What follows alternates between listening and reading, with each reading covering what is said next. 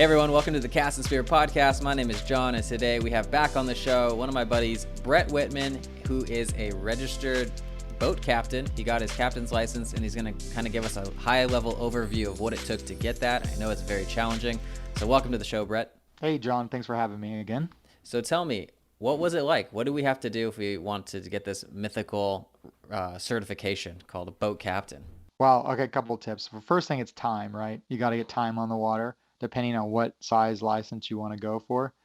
Um, if you own your own boat, you can actually sign yourself off on hours. So let's say you've owned a boat for 5 years, you can sign yourself off probably like 300 days or whatever it is.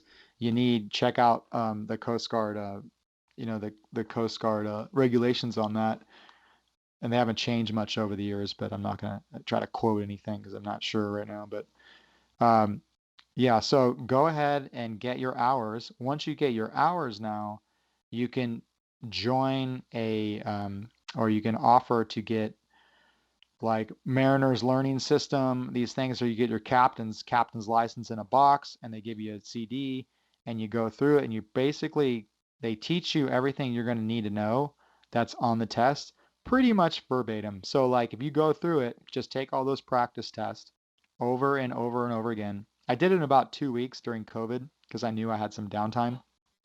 So what I did was I just went and studied and took test after test after test for a good, 6 hours a day, crushing through it because I didn't want to have to retake this stuff over again. And I had been putting this captain's license off for about 15 years, to be honest. And so the biggest thing is get that Mariner Learning System. It's about $500, I believe, $500 or $600. And so you can get your captain's license that way. Now, once you go and take your test, you'll notice that the questions are pretty much like right out of what you just studied. And pay attention to, as far as the questions go, pay attention to the language that is used because it reads oftentimes like some sort of, like laws, right? It reads very much like an attorney would be reading the thing. So just to give you a heads up on that. But after you pass your captain's license, right, there's multiple parts of the test. I think there's four parts, and you can only miss like 90% on some of them and 80% on others, right? If you miss one section, you can retake that section. Now, for me, I think I missed I missed one question on one section. I was one question. I think I got an 86, and I needed an 90 or whatever it was. So the guy was like, "Okay, you can restudy and you can schedule it and come and take that section over again." But I knew that I knew the information, so I just redid it right there, and they recommend not doing that. I did it, redid it right there and passed. So then I was done with it. Now, everybody talks about the test, the test, the test, and the test is a very small part of actually getting your certificate. The other stuff now becomes legwork, like going to get your TWIC card, TWIC card. You got to go down to the airport and schedule it and get a picture, and you become this transportation like card that you need. And then there's about 4 or 5 other things from a health test. You go to your doctor and they do a medical test on you, and you're good to go. And you got to get your first aid and CPR certifications. And there's a few other things that you need to do. And it's all right there on the Coast Guard website. And you can literally just go down and click them off as you go. But it takes a little bit of time. It's literally a packet full of stuff. And that's what I was surprised by after I took the captain's test was the amount of legwork I had to do to actually submit it. And what happens is as you submit it to the Coast Guard office up in Long Beach, you'll send them all the stuff and you'll mail it off to them. They'll tell you, hey, you're missing this or this is incorrect. You have, 60 days or whatever is X amount of days to fix this, and go and fix it right then. And guys, so this takes it doesn't take that long, but it's a lot of legwork. And just do it and be on top of it because once you're done with it, you're done with it. And then you can check that box. The great thing about being a captain is you get discounts and insurance on your own boat because they assume you actually know what you're doing, and hopefully you do before you start, professionally running a charter or something like that. So, yeah, those are all the things I did for the captain's course. Like I said, go to the website because it's constantly changing and they're doing all kinds of things. But is a very easy check off sheet that you do that you'll need to get all the stuff done. Also, on your Mariner Learning System, I say Mariner Learning System because that's the one I use, the Captains in the Box system, there is a check off sheet there, and they guide you through on the website. They guide you through what you need to do. There's all these forms you have to fill out, what kind of license you're going for. Um, and if you, on YouTube, there is a ton of information that literally walk you through each form. Okay. So go ahead and do all of that. And if you have any questions, feel free to hit me up. I'm serious. I don't mind. I went through it and pretty familiar with it. So go ahead and hit me up and I'll help you with a question if you got one. So out of this whole process, would the time before you started taking the test be the biggest thing? Like you had to get a certain number of hours, or can you take the test before you do all those hours? You got to get all your hours first. And then you have to be able to submit them in a form and saying, hey, and you got to get either, you can sign yourself off, like I said, or you get a captain that's in charge, whoever owns the boat, to sign you off. But it takes years to get that, unless you own your own boat, and then you can say, yeah, I've been doing this, days at sea.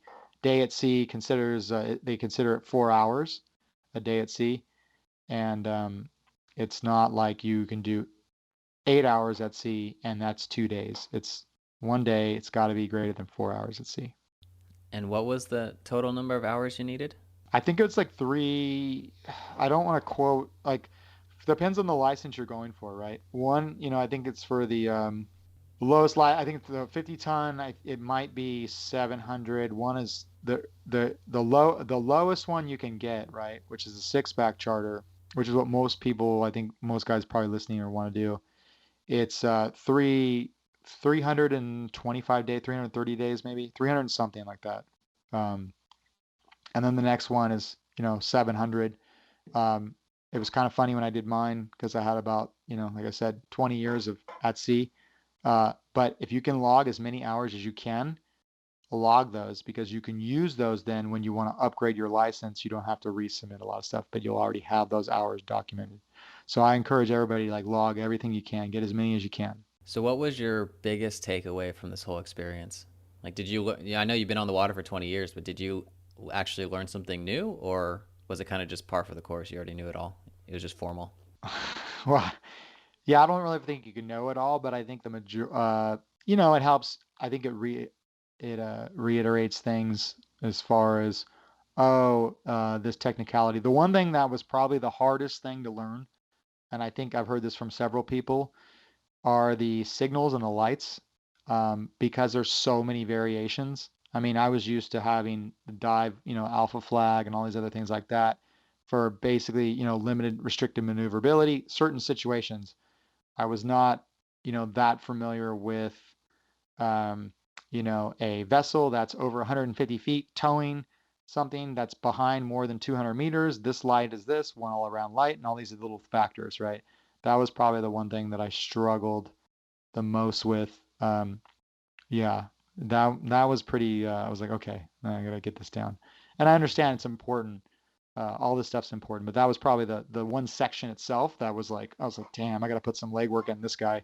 And then the other thing I would say, the other big thing that was kind of caught me off guard was all the legwork. Like I said, you got to do after you pass the test. Well, I would echo you. I'm not even close to maybe not even considering ever getting a captain's license, but I just finished my boater's card because I got that new boat, and the light section is intense. Like it is a lot of different variations, and it's not even that easy to recognize on the computer screen. So I echo you on that piece. But Well, then, yeah, and the other thing, John, too. Yeah, the other thing. Sorry to interrupt, but the other thing is like, ask yourself, why do you want a captain's license? Um, you know, I would encourage everybody. Now it's law. You got to get your California boater safety card, and thank God, because you can have it. You can't operate a car without a license, and a boat, will get you killed just as quickly, I think, in some ways. So just if you want to do it for the knowledge, great, But I think the California safety boater safety course really helps with a lot of that stuff now. So just make sure before you put all the legwork in, just make sure that's something you want to do because it is a commitment. That's a perfect place to end this. Thanks, Brett, for coming on the show. And if you want to check out more of Brett's work, check out his podcast, The Spear Factor, his site, spearfactor.com, and hit him up on Instagram. I will put all this information in the show notes in case you want to hit him up. Brett, tomorrow we're going to be chatting about how to spear tuna. It'll be the last episode with Brett, so be sure to tune in for that. Thanks for coming on, Brett. Hey, one more thing before you go. If you're on the socials, the Instagrams, the TikToks, the other platforms, follow us. Say hi. At Cast and Spear all over the place. That's at CASTANDSPEAR. I'll see you over there. Chat soon.